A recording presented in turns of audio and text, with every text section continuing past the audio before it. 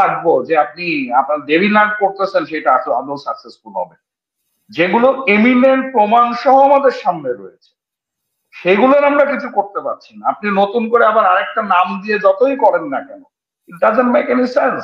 Privilege holder প্রত্যেকের মতো আমরাও, এই দেশ 9 বছর আমাদের দলও এই দেশকে সার্ভিস দিয়েছে, তারা বিরোধী দলের থেকে কাজ করে। হ্যাঁ, ভুলভ্রান্তি হতে পারে, উই অ্যাকসেপ্ট দ্যাট, কিন্তু তার মানে তো এই না যে আমি আপনাকে রাইট দিয়েছি আমাকে ডমিনেট করার জন্য। যদি একটা বড় গ্রুপকে, চাঙ্ক অফ পিপলকে বাইরে রেখে নির্বাচনের প্রিপারেশন নিই, এবং নির্বাচনের প্রিপারেশনের মধ্যে অনেক কিছু আছে, এর মধ্যে ভোটার তালিকার সংশোধন আছে, ভোটার এলাকা সুনিশ্চিতকরণ আছে, আইন শৃঙ্খলা পরিস্থিতির উন্নতি আছে, কালো টাকা বেশি শক্তি ব্যবহার কম হয়, সেগুলো এটা করার জন্য আপনার পলিটিক্যাল অ্যালাইগুলো সাপোর্ট লাগবে। ডেভিল হান্টের মাধ্যমে আসলে সম্ভব হবে কিনা, ডেভিল হান্ট যারা করছেন তারা কি ডেভিলের বাইরে?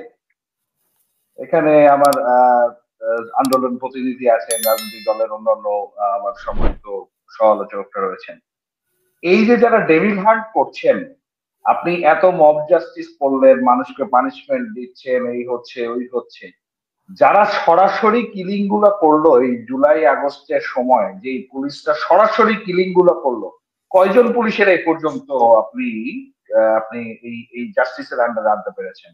আপনি কয়টা মিডিয়াতে দেখিয়েছেন যে এই পুলিশ যারা যারা ডিরেক্ট কিলিং করেছে, ডিরেক্ট শট করেছে, অল ভিডিওস আর দেয়ার, সকল এভিডেন্স আছে, তো তারা তো বহাল তবিয়াতে সেই ইউনিফর্ম পরে সেই জায়গাতেই ডিউটি করছে, আর আপনি তাকে দিয়ে করাচ্ছেন devil hunt. You are expecting যে devil hunt will be successful. আর আমরা মব জাস্টিসকে প্রাধান্য দিচ্ছি। কিলটা কে করছে? যারা ডিরেক্টলি গেল, আপনি দেখেন শত শত না হাজার হাজার ভিডিও ফুটেজ আছে যে সকল জায়গাতে ডিরেক্টলি পুলিশ বাহিনীর সদস্যরা ডাইরেক্ট গুলি করছেন। আপনি আমাকে একটা উদাহরণ দেন যে এই 6 মাসে এই সরকার একজন পুলিশের সদস্যকে ট্রায়ালের আন্ডারে আনতে পেরেছে যে সরাসরি গুলি করেছে। Then how do you expect this devil hunt is going to be successful? The devil is inside this part. এর বাইরে তো যায় নাই কিছু, নাম্বার ওয়ান। নাম্বার টু হচ্ছে আপনি নীতিগতভাবে ডেভিল হান্ট বলছেন। আমরা এই যে আমি পুলিশের কিলিং এর কথা বললাম, আপনি একজন ব্যক্তিকে ওই 6 মাসের মধ্যে যারা এই যে করাপশন করেছে, দেশ থেকে মানি লন্ডারিং করেছে, ড্রেন করে টাকা নিয়ে গেছে, একজন ব্যক্তিকে শাস্তি দিতেন, one single one, make us a example যে this is what it will be happening for rest of others. হয়েছে সেটা? আমি কিভাবে আস্থা রাখবো যে আপনি আপনার ডেভিল হান্ট করতেছেন সেটা আদৌ সাকসেসফুল হবে? যেগুলো এমিনেন্ট প্রমাণ সহ আমাদের সামনে রয়েছে সেগুলোর আমরা কিছু করতে পারছি না। আপনি নতুন করে আবার আরেকটা নাম দিয়ে যতই করেন না কেন, it doesn't make any sense until unless আমি ভিতর থেকে সেটাকে পরিষ্কার না করছি। It's very important thing. Now come to the point. আমরা একটা জিনিস খুব ইম্পর্টেন্ট থিং ইজ দ্যাট আমাদের মধ্যে একটু স্থির হওয়ার সময় এসেছে।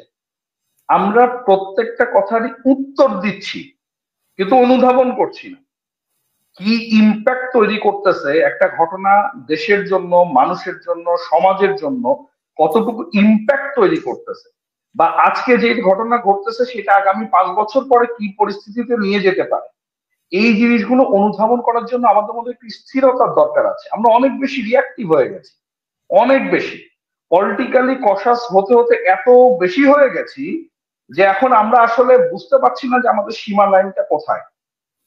আমাদেরকে তো নির্ভরতার জায়গাটা তৈরি করতে হবে। দেখেন 6 মাস হয়ে গেছে, ইটস নট 1 or 2 days। আপনি যত যাই বলেন না কেন, this government has their liabilities.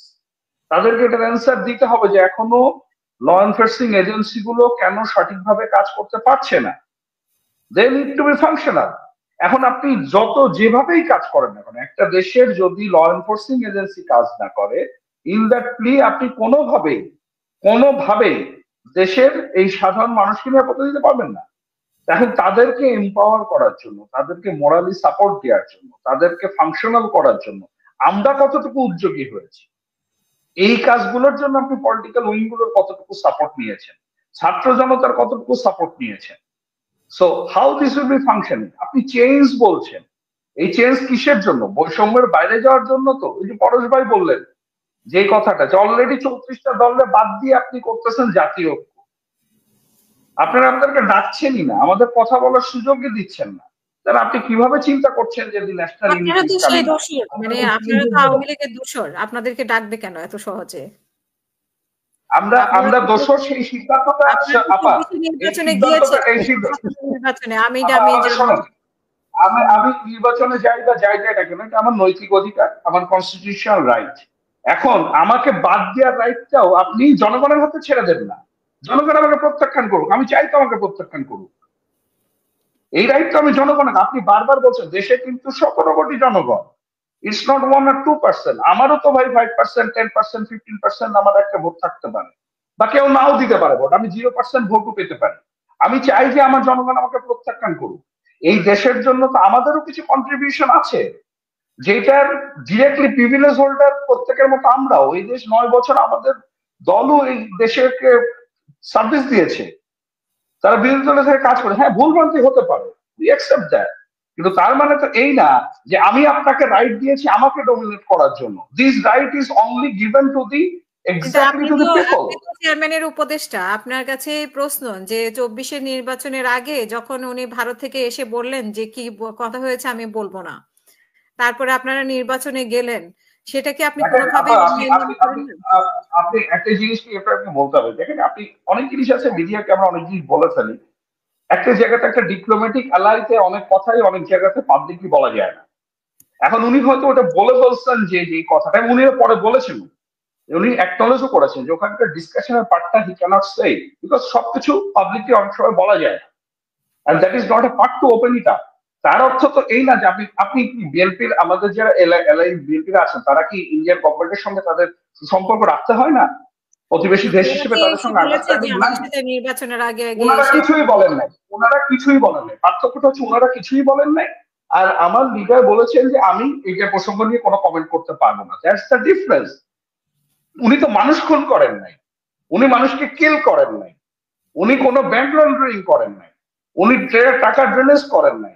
তা আপনি আনলে দোষর যদি বলেন তাহলে কিছু সুবিধার ভাগিদার আমাকে দেন যে আমরাও কিছু সুবিধা পেয়েছি। আমরা কিভাবে বুঝবো যে উনি দেশের বিরুদ্ধে কোনো ষড়যন্ত্র করেননি ভারতে বসে, যে উনি দেশে এসে বলতে পারবেন এইটা দেশের বিরুদ্ধে ষড়যন্ত্র করলে উনি কি করতে পারতেন? উনি এক্সিকিউটিভ বডিতে ছিলেন না, he had been in the leader of opposition form. যখন আপনি এক্সিকিউটিভ বডিতে না থাকে তখন আপনার কথা কেউ শুনতে বাধ্য নয়, and that too a government like Sheikh Hasina সরকার, তখন ওনারা বাকি অন্য কারোর কথা শুনতে বাধ্য নয়।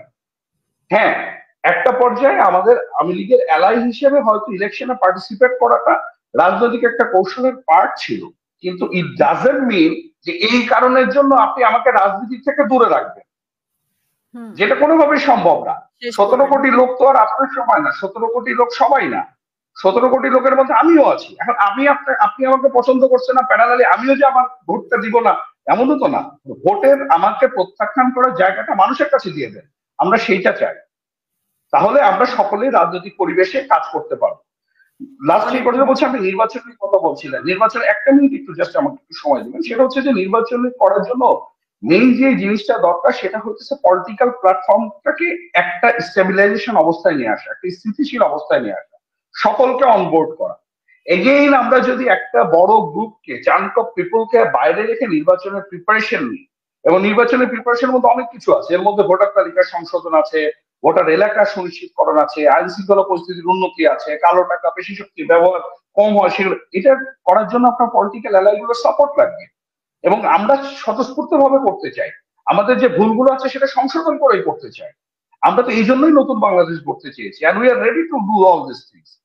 আসেন আমরা সবাই মিলে যেই বৈষম্যর বিরুদ্ধে ছাত্র জনতা রক্ত দিয়েছে, হ্যাঁ আমাদের কন্ট্রিবিউশন কম থাকতে পারে, they did the excellent things, they did the leadership, I salute, কোনো সমস্যা নাই, কিন্তু সকলকে নিয়ে আসেন, let's prepare for the new Bangladesh. আমরা এমন কিছু করি যেটা সকলকে অনবোর্ড করতে পারবো, জাতীয় স্বার্থে আমাদের ভালো হবে, and that will be only the right things আমাদের কাছে মনে হয়। আপনি আজকে যে কথাটা বলছেন, আমি আপনাকে বলি একটা মিনিট সময়, একটা সেকেন্ড, আজকে আপনি যে কথাটা বলছেন না, আমরা এক্সপেক্ট করবো 10 বছর পরে গিয়েও আপনি এই কথাটাই বলেন এই টোনে, অনলি দেন উইল সি যে আপনার মোরাল স্ট্যান্ডটা একই অবস্থায় থাকছে। দেখেন, এটা খুবই আপেক্ষিক একটা জায়গা, সময়, পরিবেশ, রাজনৈতিক পরিস্থিতি, সবকিছু মিলে কোনটা সঠিক কোনটা বেশি। আমি যেমন সবার আগে বলতে পারি যে আপনাদের কারণে আমাদের দেশের এই মুহূর্তে আমার ছেলে, আমার বাচ্চারা এডুকেশন সিস্টেমের মধ্যে যে ক্রাইসিসে পড়ছে, এই কারণে যে উই আর নট সিকিউর, আমরা স্কুলে পাঠাতে পারছি না বাচ্চাদেরকে। Do you think that it is out of this blame? আপনি বাংলাদেশের পরিবারগুলোকে জিজ্ঞাসা করে দেখেন তো কয়জনের বাচ্চা নিরাপদ স্কুলে যাচ্ছে আর কয়জন ফেরত আসতেছে, কয়জন কয়টা স্কুলে ঠিক মতো ক্লাস হচ্ছে। Please don't go out of this blame. এটা সময় বিচার করবে আমাদেরকে কোনটা সঠিক ছিল কোনটা বেঠিক ছিল। তো আসেন, সময় এসেছে, আমাদের অপরচুনিটি দিয়েছে সকলকে নিয়ে কাজ করার। Let's take that chance. আমরা সেই সুযোগটাই দিতে চাই। এই সুযোগটা চান। অসংখ্য ধন্যবাদ।